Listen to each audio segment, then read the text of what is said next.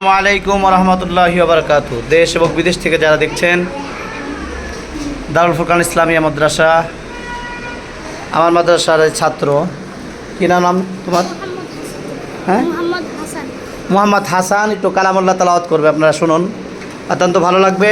ছোট্ট মানুষ, কালাম তেলাওয়াত করবেন মোহাম্মদ হাসান। হ্যাঁ, বলেন।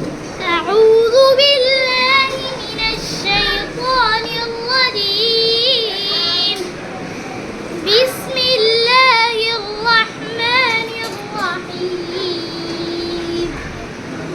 والضحى والليل إذا سجى ما ودعك ربك وما قلى وللآخرة خير لك من الأولى ولسوف يعطيك ربك فترضى ألم يجدك يتيما فآوى ووجدك ضالا فهدى ووجدك عائلا فأغنى فأما اليتيم فلا تقهر وأما السائل فلا تنهر وأما بنعمة ربك فحدث صدق الله العلي العظيم মাশাআল্লাহ, মারহাবা, জাযাকাল্লাহ।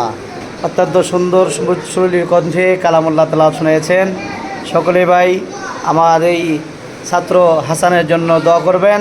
আল্লাহ যেন হাফেজ, কারি, মৌলানা, মুফতি হওয়ার তৌফিক দান করে, দেশ এবং জাতির কল্যাণ বয়ে আনতে পারে।